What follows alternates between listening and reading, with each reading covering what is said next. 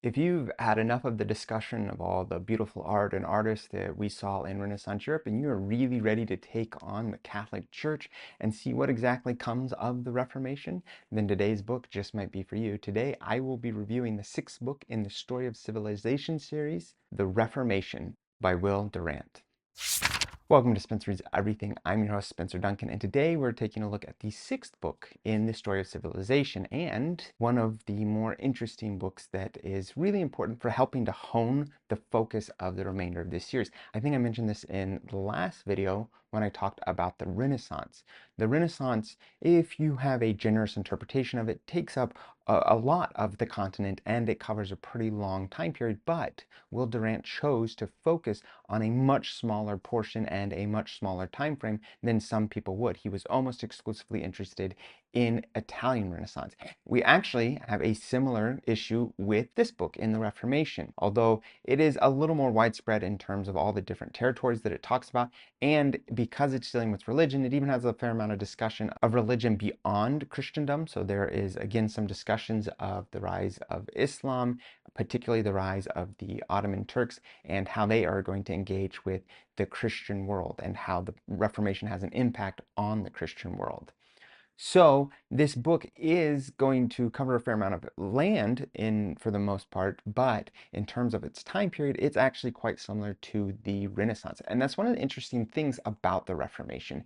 When you teach a Western, of course, like I do, by the way, I apologize. It looks like I'm just in some white void. It's because I'm actually in between classes and I thought that I would do this in a classroom and, well, anyway. When you teach the Reformation, you usually teach it as if it's sequential to the Renaissance, but in all actuality, it tends to be much more simultaneous.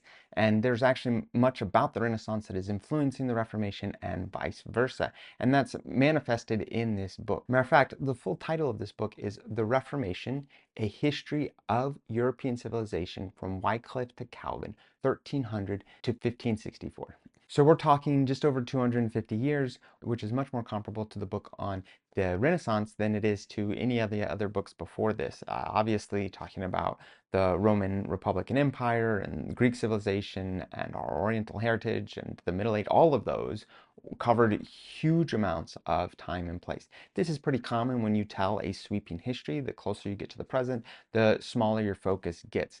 Not just because we have more source material, but also because themes can pop out much more so. Hence why you would have a book specifically on the Reformation that doesn't last too terribly long. I think there's probably only 3 or 4 books in the series that follow this slightly more thematic approach, and then we will shift into particular ages, such as the age of Napoleon, the age of Voltaire, the age of reason. And so it is going to become a little different in the final few books in the series. But this book right here, Dead Center, is really good at focusing on a particular theme. And in this case, it is, of course, the Reformation. So how does he cover the Reformation? Well, he's going to spend a fair amount of time trying to give a little bit of background. You obviously have to have a pretty firm understanding of what exactly the Catholic Church looked like during the high medieval period. And then as we're getting into this transitional period into the early modern, you have to have a pretty good idea of what kind of influence it had and what kind of conflicts it was having, both at a philosophical and liturgical or ecclesiastical approach and at a political level, which is a big part of what really pushes the Reformation.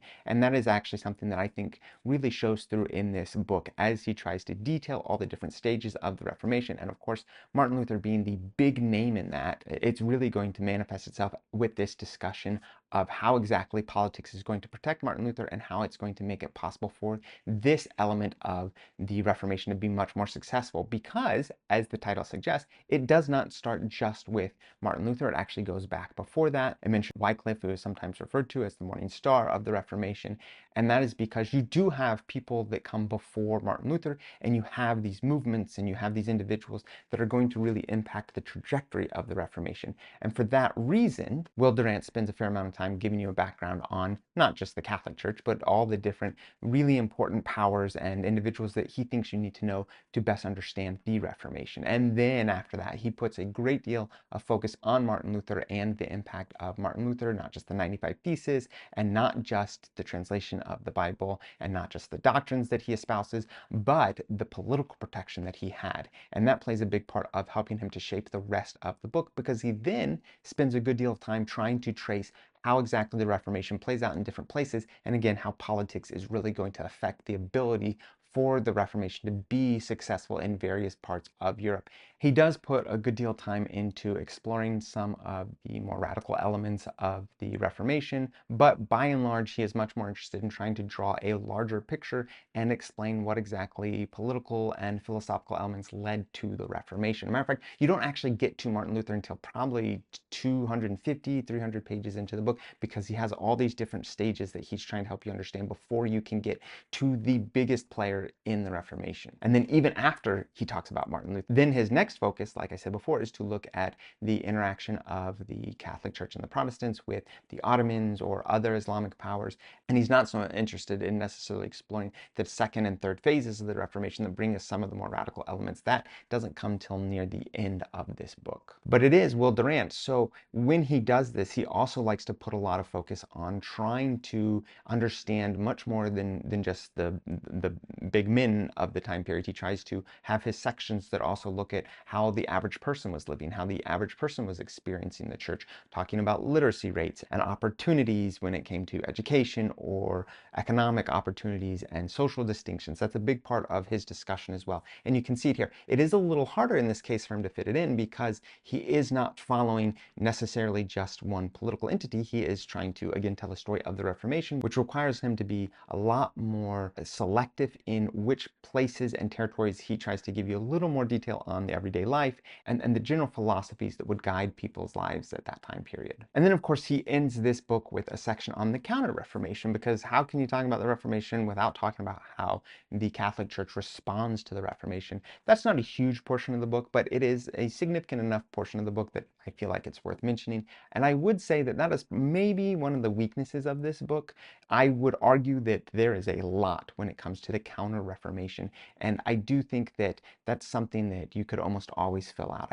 When I teach the Reformation, I notice that we leave it till the end, or it's always this like side note, but the Counter-Reformation is actually a huge movement that I think in some way is going to affect more individuals, because the majority of Europe stays Catholic, which means that the Counter-Reformation is probably still affecting more people than the Reformation is affecting. But that is just a bit of a theory of mine, which I would have to do a little more digging to completely justify. But I would just say that this is pretty reflective of any Reformation work that I have read that deals with much more of the main thinkers and leaders, and just puts the Counter-Reformation almost as like an add-on. So I don't think it's unique in his case, but I would say that I think it's something that could probably use a little more discussion generally, and not just in this book. So who would I say that this book is for? Well, just like any books in this series, you do not have to have read the books that come before it. And like I've already said, it is distinct in that it is much more focused on a particular theme.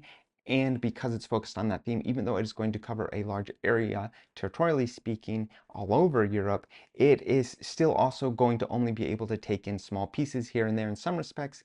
And where he chooses to focus, by and large, I would agree with. So if you are interested in simply knowing a little more about the Reformation, this is an okay book to start with. It is big, and so if you want at first just a brief introduction, then I wouldn't recommend this. But if you consider yourself a fan of studying European history and you recognize this as an important phase, and you think you already have enough background that this is going to fill in some gaps for you or give you some new perspectives because of the way he approaches it, then this is going to be the book for you. Who wouldn't I recommend this book for? Well, anyone that is not a big fan of reading long books, and anyone that has to jump from place to place in their historical narratives, because that is a key part of this book. For him to really build up the world that he's trying to explain, he does have to go all over the place. And like I said, he has a section on the Ottoman world, the Portuguese world, the Jewish world, and then of course all the different fractured worlds that come with the actual Reformation. And so you could be easily confused if you don't already have a pretty strong grasp. But if you have a decent understanding of the Reformation, I definitely think that this is a book in which you could get more details from that you didn't know before. Ideally, in a book that's over 900 pages long, you can find a good deal of information that you did not know before. Of course, I want to know what you guys think about this book, how it fits in with the larger Story of Civilization series, or any other thoughts that you might have on Will Durant and his life's work. Please let me know in the comments. Don't forget to like, subscribe, turn on those notifications, and until next time, keep those pages turning.